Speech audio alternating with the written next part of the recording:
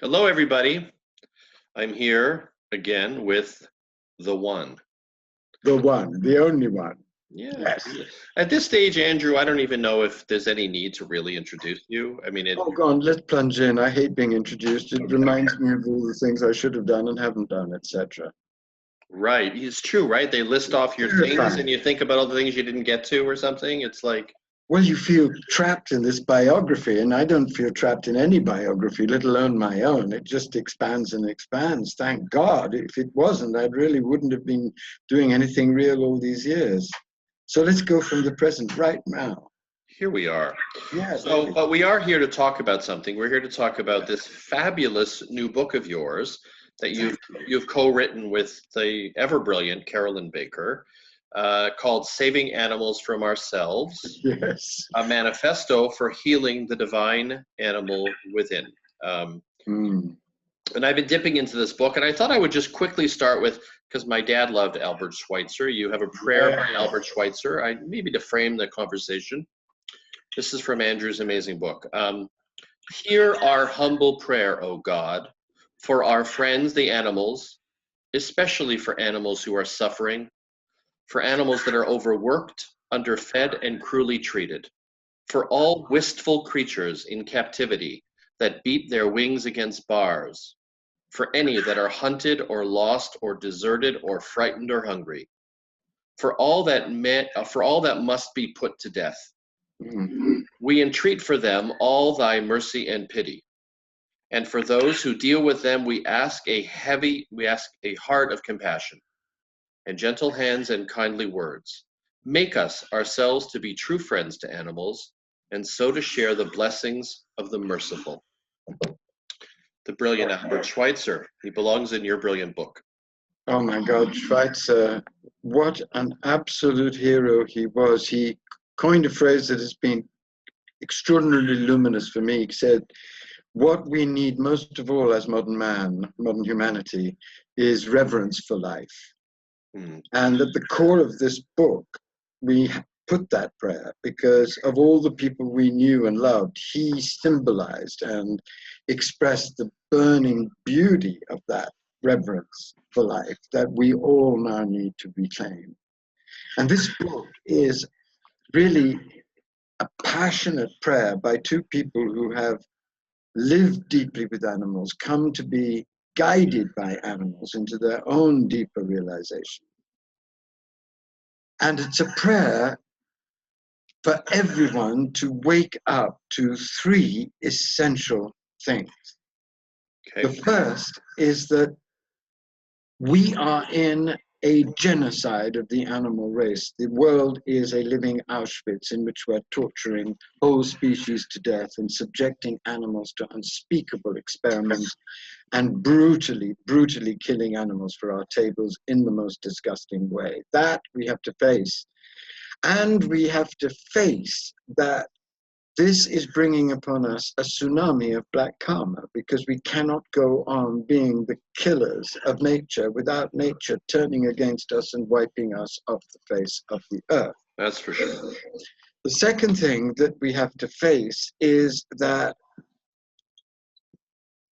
we are doing this because we cannot stand our own animal nature. We have grown so terrified of the sensuous, sensual, grounded, erotic, interconnected, vibrant animal nature that is our core nature. We become so terrified of its impulses, of its desires, of its swift perceptions, of its exuberant and passionate and beautiful and holy and natural emotions that we've created an entire system designed to extinguish, humiliate, degrade it on every level. And this is so much the theme of grounded spirituality in so many ways. And the third thing that what we need to realize is that there is available to us at this moment the most extraordinary comprehensive vision of what animals are and what our relationship could be. We have in the ancient mystical systems visions of the absolute sacredness of all of life. We have in the great saints and prophets of divine love examples of the holiest kind of tenderness towards animals. We have in the indigenous tradition the knowledge that animals can be our power animals and our deepest mystical guides at time of crisis. We have the latest science in a revolution as revolutionary as that of quantum physics telling us that animal consciousness is far more varied, far more intelligent, far more fabulously gifted than anything we could have begun to imagine. It is a discovery as important as the discovery of the quark and the neutrino and the whole of reality being an explosion of light matter. It is as important as that. And it's this third that the book is trying to enshrine, because we didn't write a conventional book at all. We decided not to. We wrote two versions. And what we decided to do was to go for broke and write a book that was itself an initiation at the highest level that we were capable of into the kind of complete grounded mystical and grounded scientific awareness of the holiness and extravagant brilliance of animal consciousness, so that we could create something that would initiate people as far as we could directly into that, so as to give them the strength to see what's really happening and empower them with the examples of people who are really stepping up to stop the genocide and inaugurate and incarnate this new vision. Empowered by those examples, step forward themselves and do something real from the gut of their transformed consciousness to help the birth of the new humanity through the birth of the new relationship with animals and with the animal within. So that's the overview. It's a very radical overview, I think, which is why the book has had such an impact. People really love it. Yeah, it's had a real brilliant start, I think, this book, and with good reason. As I spend time inside of the document, it's like when people talk about saving the species and trying to prompt people to take action, to be activists, to do things to save humanity from its own trappings. I think a lot of times, I think so many of us have had so much pain and suffering with our fellow humans, that I think sometimes saying to people, if you don't get this fixed, we're all going to be gone. I think a lot of people, apart from their individual death wish, I actually don't think that they care that much about saving this verstinkene species, because we've done so much damage to each other, let alone to the earth itself. So I think that's very true. So I think that one of the brilliant levels of this book for me is that, when I start thinking about animals who have not, of course, caused me hardly any harm at all. I had one dog bite at the age of 5. And so, I had my cat Sophie that sat beside me as I learned to be a writer and lived till almost 17 and was so much a part of my life on so many levels, and was such a safe presence and allowed me to explore the experience of unconditional love in a relational environment where I was unlikely to be wounded and re-traumatized and triggered.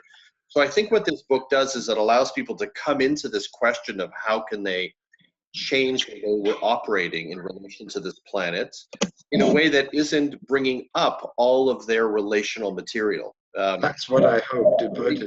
Because the animals are, and I think in a way it makes sense that if we're going to, and I think you mentioned this when you listed the 3 pieces, that if we're going to be able to transform our relationship to each other and birth this new humanity, we need some field laboratory of exploration and healing in order to reach a stage where we're integrated enough and healed enough to be able to look toward one another again with our hearts open. Yes, but we have to do both. That's the place to do it, because and that's what the book has been constructed as, because we really plunged into a study of the ancient mystery traditions and I realized this about 15 years ago, that the ancient mystery traditions were extraordinarily wise in a way that I believe we really need now. What they understood is that people simply wouldn't look at the horror of what really is going on unless they were given the most exciting, thrilling, empowering possible vision of what they realistically and mystically could be and how the world could be if that divine presence was installed in the depths of their heart, mind, soul, and body. So like a vision of divine possibility that gets Absolutely the most glorious possible vision imaginable to charge people up at the deepest and most sacred level. And then when they were charged up like that in the deepest way, then the descent took place. Then they could be strong enough to really face what's really happening through our unacknowledged brutal shadow. And then with that knowledge of the dark instilled in them, they were guided through a mysterious process in which the two kinds of knowledge, the knowledge of the light of the vision and the knowledge of the dark of the shadow, melted together to ground an ecstatic realization of the sacredness of the creation and a deep responsibility to turn up as a guardian of the creation, both together in a new kind of human being. And that's the structure of our book. That's why the book opens with the most glorious text from some ancient writers, but especially from some modern pioneering writers, beings who are living in this new relationship with animals. And that's why we began with the whole mystical vision of the creation and tremendous practices that help you get in touch with this visceral intercommunion that we all inherit as parts, holograms of this vast seething ocean of light that is matter. Mm-hmm. And that vision is as noble and as splendid and as invigorating, as beautiful as possible. And to it, we add the vision of what relationship with animals can help us understand at a far deeper level, I think, than has been written about in any of the other books that I have read. Because animals aren't simply, as if simply was enough, capable of unconditional love. They're supreme meditation teachers. They're teachers of patience. They're teachers of extraordinary humility towards life. They're teachers of the deepest possible, humblest, most sober acceptance of the dying process. When you really live with an animal, the comprehensive mastery of life that they show you if your eyes are awake with love is something both profoundly humbling and profoundly transformatory, because it helps you embody more, be patient more, meditate more spaciously, accept life in its chaos with greater equanimity, go to death without terror as an animal does, accepting that what's happening is part of the mystery that he or she has always been surrendered to. When you know animals like that, they reveal themselves as divine masters, as divine guides, as divine friends, initiators into a new level of divine embodiment for yourself. Mm-hmm. And this is a miracle. I mean, I think that, you know, when Peter Levine's work around Waking the Tiger and somatic experiencing and just his time spent watching how animals are able to move through a interface, conflict, for example, is one example, and see it all the way through to discharge, so that they sort of come back to the moment with a kind of a freshness of appreciation, rather than holding, repressing, congealing the holdings, the material, which is what we do. You know, unless they've been severely brutalized, when they hold trauma, and even then their powers of recuperation from trauma, when it's not too savage, are really extraordinary, as no doubt you've noticed. The inner capacity and inner hunger to love and be loved in an animal is an astounding force. Yeah, it's an astounding force in us, but it's a force that terrifies us. You hear talk about the animal body, you know, it goes on and on and on, and it's very intelligent. But actually coming into your own animal body after a long vacation from it of several hundred lifetimes of suppression, oppression, sex hatred, body hatred, homophobia, misogyny, all those terrible stains of cruelty that we've poured on our own bodies, coming back into the body is a scary process because you're much more vulnerable, you're much more loving, you're much more instinctually related to everything. You're much more aware of the suffering that is going through the whole creation because of the dissociation of humanity that has gone crazy with its own hubris. And that is a scary thing. It's not something, as you know, you talk about it in the book. This is one of the reasons why people have become so easily addicted to transcendence, so willingly addicted to transcendence, because actually to make the descent into the animal body, to let it happen, to let all the beauty and glory and sensuality and erotic sweetness and information that's hidden in the animal body really, really seep through your addiction to control and your addiction to dissociate. That is a scary activity. Absolutely. And it requires great courage because you're going to have to meet all of the prejudices of all of the systems that humanity has ever created in that adventure of reclaiming that glory that's been so savagely, brutally repressed. So, Andrew, does that make sense to you? Does that speak to you? I mean, I feel like this book is very aligned with everything I was saying in Grounded Spirituality about regaining our contact with our true embodied experience. And, we've shamed and shunned anger, we've shamed and shunned tears, everything, every natural, organic, emotional, feeling-based, sensual process, the egoic structures, the personal identifications, everything about humanness, but also everything that is about the animal within has been shunned. And the quest for this patriarchal, dissociative, masterful rising above at complete and absolute bullshit. I mean, we're not even birds. We can't even rise above. I mean, none of it makes. Why would you rise above it when the treasure is there? You know why they? Well, because they don't want to admit how messed up they are and how hard this is. So it gives them a little game they can play. They can pretend that they're captain. I think that's part of it, but I think you're onto something, and that's one of the great themes of your book and one of the reasons why I love your book. I think there's another reason, which I know you know, and I think you must have talked about, and that is because there is so much ecstasy and ecstatic energy hidden in our animal nature that empowers us nakedly and directly from the divine, that acts as a kind of fire hose of divine energy into the very structure of our cells. And they don't want us to discover that, because that means that the human race liberates itself from within the furnace of life itself, from within the holy furnace and crucible of living life with divinized mind, heart, soul, and body. And this is the big, big secret that can only be found in the depths of the animal body, because the secret of that energy, that fire energy, that can't be uncovered except at the depths of desire, except in the depths of love, except in the depths of naked connection to the entire creation. And only the animal body can give you that, because that's the core foundation of the whole evolution. And the divinization of the human is not the rejection of the animal body.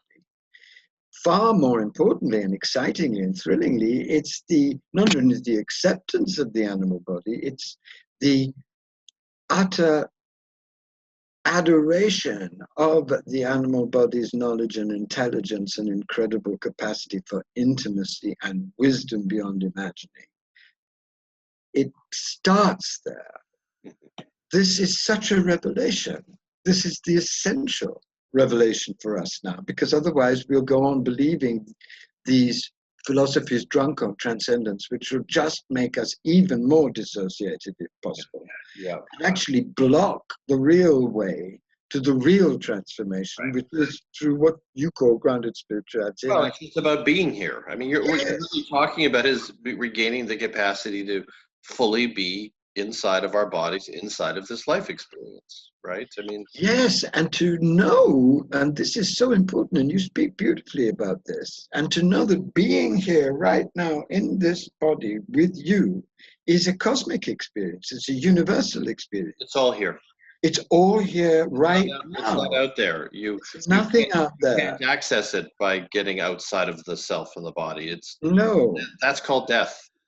Well, it's also called living a limited version of awakening, because if it's all here right now, then the full madness of God becomes apparent, which is that each hologram of the vast whole reflects all the other holograms of the vast whole, and there is something amazing happening in every ordinary miraculous moment, which if you're in the body calmly, lovingly, you are much more likely to experience than if you are not. And that's the key.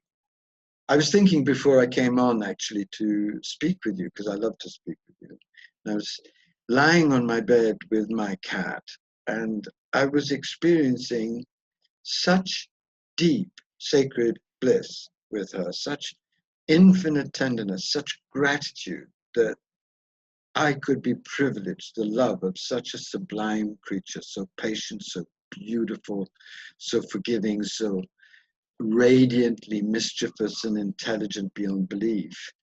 And I was also realizing something that has become very clear to me and is part of the message of the book. And that is something that I discovered recently that Jung said, which is that true individuation cannot happen at the later stages without the guidance of an animal and the lover. Mm. And I think that was one of the greatest things that he said, because we can go so far in returning to our bodies through greater consciousness of them through meditation. We can go even further when we start to love other people, our lovers, our friends, more nakedly.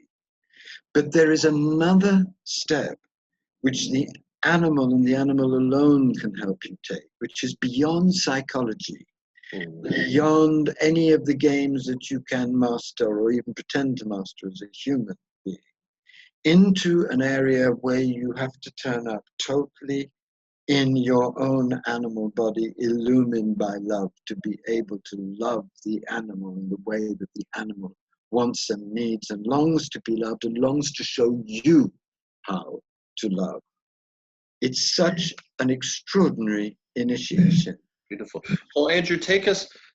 I know that you've talked to me about your cat Jade, and how something in that relational field for you has been not only an opportunity to realize many of the things you've written about in the book, but also a place for you to heal relationally. Just take us into that experience. You come home from a long trip to doing sacred activism somewhere in the world, and you come home to Jade.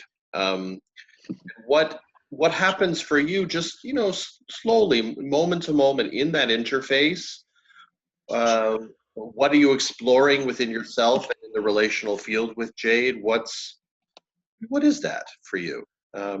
Yeah, I mean, just such a lovely question. Down to earth, right? Like, what goes on in that apartment with you and your cat? Yes, absolutely. Well, this apartment is a shrine to my cat, so it's not the apartment and my cat. This is the temple, and she's definitely the goddess. She heard you, and she was very alarmed that you could even begin to characterize this as that. Sorry, Jade. I mean, we're just getting to know each other, Jade. I need a little more time. He's fundamentally a very good person. Don't worry about it.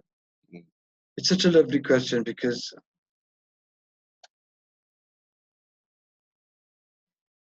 I miss her terribly when I'm away from her. And I know she misses me, because by this time of our relationship, we are so attuned to each other that it's gone far beyond thought or even faith that we're communicating. We are communicating because love is communicating. And very often when I'm away, the last thing I do is pretend my pillow is her, because she's usually by my side at night, and I kiss her and feel her purr and sometimes go to sleep against her. And I do that with my pillow to communicate to her, wherever she is in the house, that she's always precious to me. So I keep up the ritual and ceremony of love that we have when I'm not there, so she knows that she's constantly in my whole being. And when I come back, I walk up and listen, because she's always at the door, so I always hear this amazing loving meow, which isn't accusatory, which is just ecstatic. It's such a... I thought it was just that she wanted food. No, Well, she does. That comes next, because I know what is the surest and quickest way to get over any drama about me being away, which is to produce a particular fancy feast that she loves. And so I do that. That's our ritual. And then I sit down and she jumps on me and we cuddle for about an hour. It is such an overwhelming relief to be with someone whom I don't have to pretend to be anything but the aging, increasingly bewildered wreck that I am. And it's so healing to be able to be nobody with everybody. And then I experience what I always experience with her more and more, as I grow older, as our love grows older, which is that the only way I can put it is that is these lines by Kabir. Kabir has this quatrain when he says, "More and more I cherish at heart what helps me live a limitless life." And what she's helped me understand and helps me understand every day is that when I'm in a state of complete surrender in love to her, loving her in precisely the tender way she loves to be loved, and she is loving me with the whole of herself, in those ecstatic, timeless moments, there is no other thing going on in the entire cosmos but that love, because it's not just Jade and my love. It's God's love for God. It's the mother and the father. It's the complete creation expressing itself as an older man lying exhausted on his bed with his cat. And that's the limitless life, that tenderness at that level through the grace of God and the grace of the animals can initiate us into.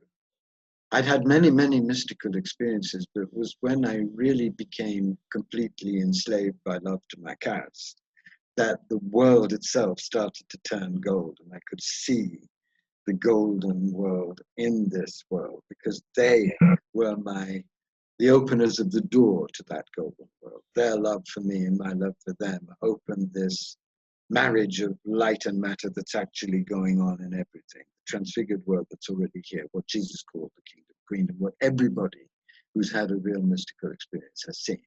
That's the world they've opened up for me regularly, because they've revealed life as a source of ordinary miracle, because they are the miracle. But I also think, I mean, maybe if you're comfortable speaking with it, and just in terms of your own relational history, Oh, yes. like what it is to come from the human fray, Yes. and all the madness we encounter, and all the yes, the agony, yeah. Yeah, the agony, and then to have this dynamic with a live being that is able to be more surrendered, less reactive, and to develop a kind of narrative or a kind of language between your two hearts and souls that is really, I think, congruent with what relationality is capable of. And that in and of itself on a healing level, but also that allows you to move back into relationship to humans with having had some taste of or experience of the sweetness of contact, right? So beautiful, yes. I think that's a huge part of, why people turn to animals after being in this human fray, and allows them, I mean, you can go so far into it that you then no longer want to interact with any humans. So that's when it starts to be a problem. Absolutely. But animals can, as you say, be the healers of the wounds that we inevitably collect in the terrible drama of love, right?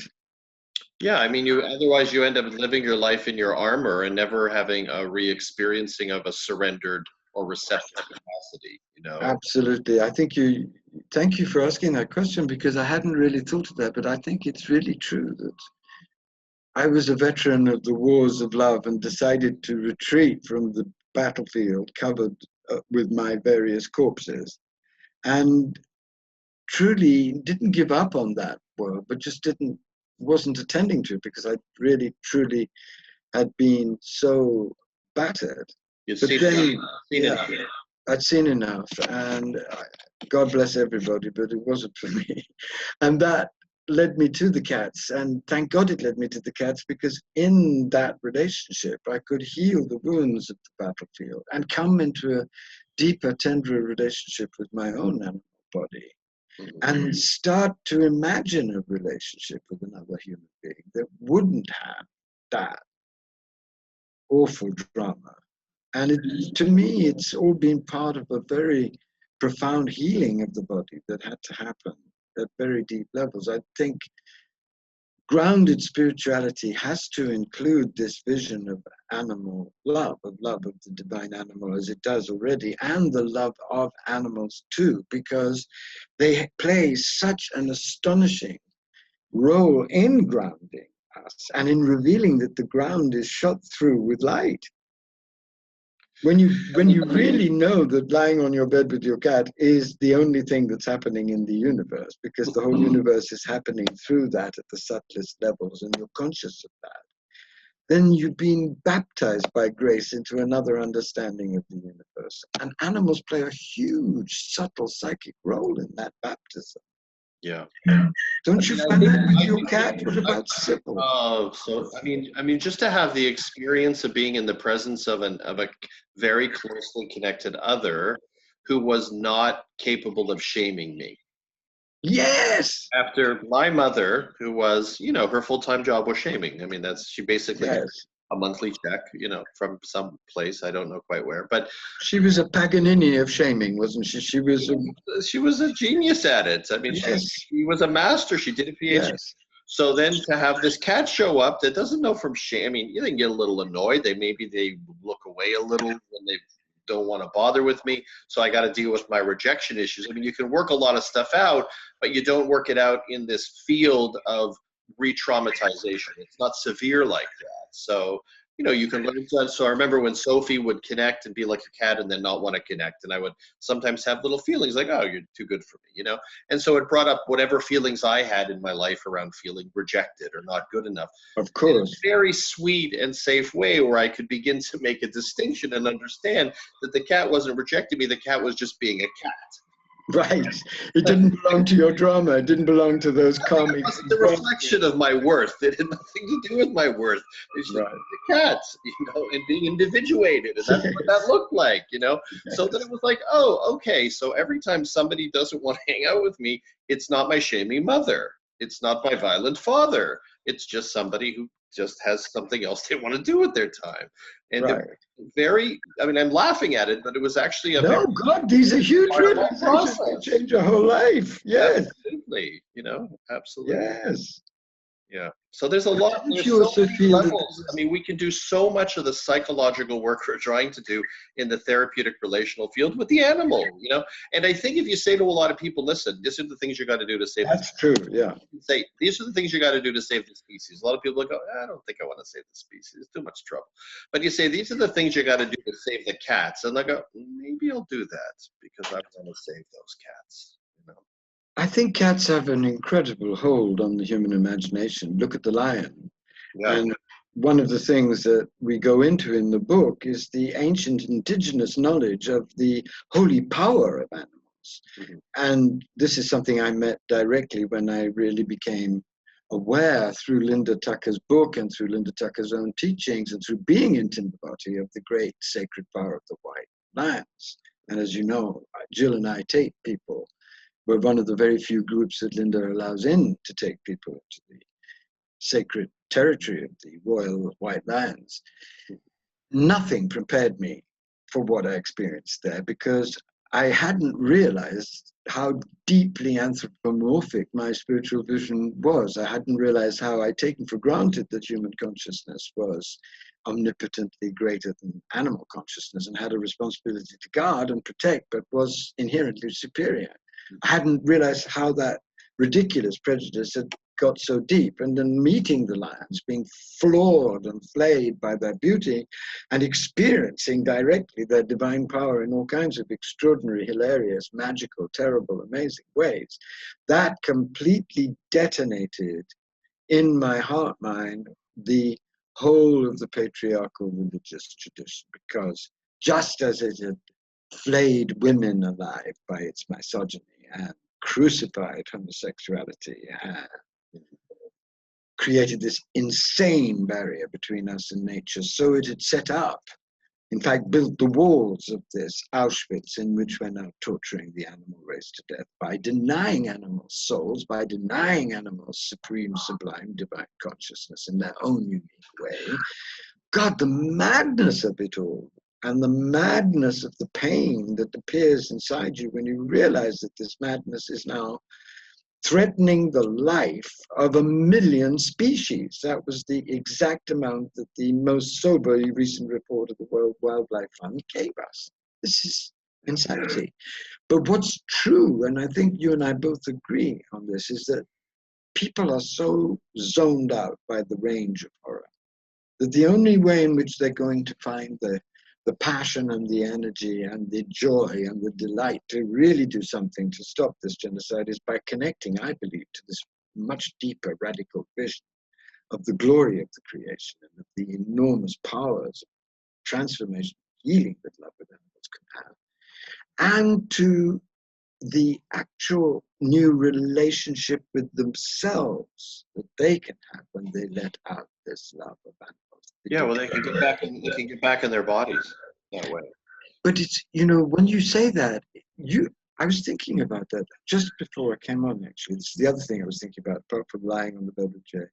I was thinking about, we talk, and you don't do it glibly, my darling, but we talk about coming back into our bodies. Yeah. But in my experience, and I know this is true for you, there are so many levels of that experience. There's an initial joy when you feel, oh my God, I have a body, and it's not totally dead, I haven't totally ruined it. And then the layers get burnt away by experience and get open. Then the lotuses within the lotuses start to open. Then you begin to know what a body actually is, potentially, a mystery of constantly evolving, transforming light matter. Because you experience that. Then. And coming into the body is an endless adventure. And the love of animals plays an exquisite and extraordinary role in that adventure, because the more attuned you become to that love, and it's refined, intensely pure, intensely vibrating truth, the more you become attuned to the essential vibration and note of a far deeper human divine body.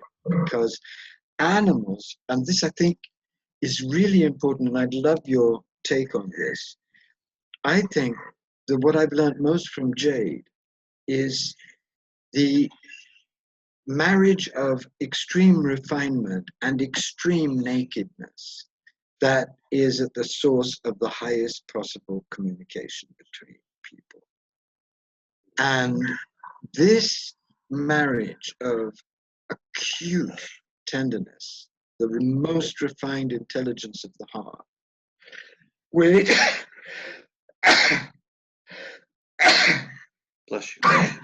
complete acceptance of your own animal reactions in their purity, that marriage is actually at the core of the new human. It isn't simply an old relationship which we're rediscovering, it is that. But it's also the key to this new form of love that's trying to be born between you and I, between friends, between lovers on the earth at this moment, what Rumi called a new kind of love, neither above nor below, neither transcendent nor carnal, in this imaginary, mysterious, erotic, light spirit realm. This is Rumi and Shams's love. This is, I hope that my love for Jade is a part of that love. It's a new kind of embodied, sensitive, refined love. And animals are far greater masters of this love than we are. Far greater. And they can tune us to this if we allow them to, because they're waiting to, they're longing to. And they're longing for the new kind of relationship that we can have with them, because they're things that we know, things that we understand, which we can transmit to them and receive from them their wisdom. This sounds really weird, but it's totally ordinary to the indigenous tribes. A shaman, my shaman friends say, of course this is true. We do it all the time. Learning. Andrew, so great choice in my life. Yeah. sorry. So why do you feel it's so much more seems to be so much more difficult for us as humans to remain subtly and wholly connected to our embodied experience? I mean, is this just the nature of the human confusion around these powerhouse minds of ours and trying to find a way to integrate them with this sensual experience? I mean, is this the great human challenge, to understand that we're animals, but yet we're this other thing? What is that other thing? And why is it so hard for us to? Why would it be separate? Just take it there. There's no separation between animal and the one. The one is animal also. Mhm. The divine light has chosen to incarnate itself in the flea and in the dolphin just as intensely and Yeah. Right. as in us. Right. Those consciousnesses, both of the flea and the dolphin, are aspects of divine consciousness. They're different from ours. But if there's one here, and there is only one here, one self, its intelligence is reflected in a billion mirrors in different appropriate but subtly interconnected ways that when you begin to glimpse that mystery, you just fall apart with awe and amazement. So it isn't that the animal isn't divine. The animal is divine. It's finding the animal. No. Oh, no, I'm not saying the animals are divine. I'm asking why it's so hard for us. So let me give you an example. I'd love your take on it. Let me give you an example. So I would lean into this question with Sophie. I'd be in the house, I'd be writing, which has been so for years, And Sophie seemed to have the ability to settle down, calm down, be at peace, much more naturally than I did. Oh my God, yes. Now, even when I was feeling more embodied, more peeling of layers, more connected to somatic psychotherapeutic process, clearing armor in the musculature, peeling, going down to the core, closer to the core, it was still a bit of a shit show in terms of being able to find a truly integrated experience of peace, between the mind and the body. And working with Alexander Lowen's bioenergetics, and it's funny because Lowen was, talked a lot about the body, worked within the body, and yet he had this incredibly powerful mind that didn't always feel integrated to me with his body. I mean, we were talking about integration, but what does integration feel like, right? So, and I got it. You do this exercise, so you discharge the holdings, you started to feel more aligned. There was more of an integration from the mind to the body. They started to stop feeling so distinct from each other. It felt like there was a fluidity and a flow. But then I would fall right back go into the world and fall right back into this. Oh God, the buttons come back, yeah. Right. And yet there would Sophie be just being Sophie in her body, being able to be at peace or being hyped up and full of energy and running around, whatever it was. And I asked the question for a long time, and I still ask the question, why is it so hard for us? And it's not about who's divine and who isn't divine. It's all divine. But no, I think perhaps the deepest answer I can give is that we are a very ambitious and dangerous experiment, because into the heart of matter has been, through grace, implanted a kind of consciousness that at its highest can have direct perception of absolute reality. And how a creature that is the evolution of many different kinds of brains, many different kinds of matter can hold, let alone embody that consciousness, has been the koan of the human race. And that's the source of both the deep agony of our condition, that implanted consciousness that's evolving in mysterious ways through all kinds of rigorous, terrible ordeals. That agony is implanted in the very core of us, but also it gives us access to ecstasies and joys and powers that are simply not accessible to those who don't have that peculiar agony of consciousness. Does that make sense to you? yeah, I mean, it's absolutely, it does make some sense to me. I'm not sure I'm comfortable with characterizing myself as a an experiment? Uh, No, I think it's wise to do so because we are an experimental race. It's clear that the human race has got unbelievable difficulties written into its very physiognomy, into its brain structure, into its appalling lack of understanding of its emotions, into the very structure of the body. Incredible gifts and incredible limitations. yeah. Yet it's also clear that there have been these beings, and we've shared in these revelations, that truly enter into unity with the real. So we're both those things in one strange mixture. The experiment is how we can evolve to integrate all of those in an as yet unborn divine human. Well, or take. I don't mind being part of that experiment. I think it's very exciting. Yeah, no. Well, yeah. If you frame it that way, it is. I feel as though I've had a number of periods in my life and moments for sure when I felt as though I had come into a seamless and healthily functioning alignment as between Right. all of these aspects. And in that place, I felt as though I was organically able to glimpse a very different kind of co-creational field of imagining that is this Right. world. Okay, so I'm all of that.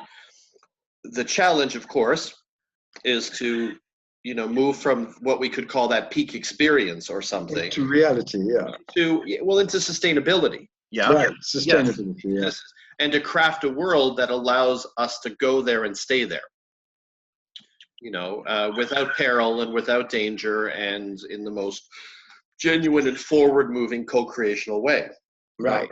That's the challenge. Yeah, so I get why people have this, I remember when we were shooting Carmageddon and Bhagavan Das was talking about this great enlightenment moment that he was enlightened. And I was like, all right, wait a minute. So I understand you had a moment and you were engaged in a practice that brought you into a more, let's say, I'll put it in the highest, most expansive, awakened glimpse into what it means to be human in this world. Right. And then they hold on to it really tightly as Right. a definitional structure. I am, Right. even if every minute afterwards wasn't able to vibrate on that same level. Yeah. Right. So we know why this one says he's enlightened. He had a moment.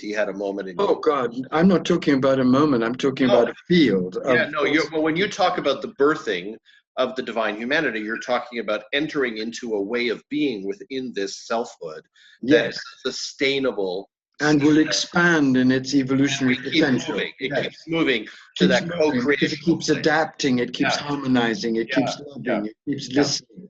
It's humble, it's passionate. Yeah. And this is what the book is about, because part of what I've tried to do on the earth, I think this sounds very sort of pompous, but I really wouldn't have felt complete if I hadn't tried to write a book on animals. And I'm so pleased I did it with Carolyn, because she loves animals as much as I do. She has different skills, different perspectives, and we merged in this book. I would have hated to have died without giving this book, because it would have been an act of profound ingratitude not to have really devoted deep time to trying to express the rapture and the wisdom that animals have given me, and my horror of what we're doing to them, and my certainty that they still want to help and guide us, and my belief that's based on the deepest and bitterest experience that any hatred of the divine animal within leads to deep, deep craziness and dissociation, which can only be healed by blessing the divine animal and really letting animals guide us into this next level of tender embodied presence that is the key to our real transformation. Nice. Are we allowed to see Jade? Meet Jade? Jade was going to appear. She said she warned me. She is Garbo. She hides. As soon as her name is mentioned, she probably doesn't approve of the lighting, but she will be. Well, I'll send you a photograph of her. Excellent. Yeah. She's the photograph I hope has been given. Thank you for doing this, and thank you for pouring your heart out too, because I know many people must be listening and thinking, well, I do love animals, and I know you do, but my darlings, please see that the animal race now is in a huge concentration camp, and we're the Gauleiters of it. We have to change this. You and I have to change this. Mm. And if you read the book, you won't just have a sort of set of visionary experiences, which I hope you will. You'll also, in the last section, meet the most extraordinary people who are doing hands-on work right now. My friends, and I hope they'll become your friends. Please support them, because they're heroes of this new relationship. And if you love the book's dedicated to Jill Angelo, my amazing assistant. And no, she's not my assistant. She hates that word. She's my executive director. She's the boss. For that. Oh my God, she's the boss. That's right. She's my boss. She is. She's the great Jill. And she's doing the most incredible work. She's created a moondog sanctuary for battered dogs and other animals. Yeah. And support these people. That you can do. And really, really listen to what they know. They have been my teachers, and now through this book, they'll become yours too. So the name of the book again, Saving Animals from Ourselves. Saving Animals from Ourselves. Manifesto for Healing the Divine Animal Within. That's it. Andrew Harvey and Carolyn Baker. Book is going crazy. Get your hands on a copy or two. Thank you very much, my friend. Thank you, Andrew. Keep up the amazing work.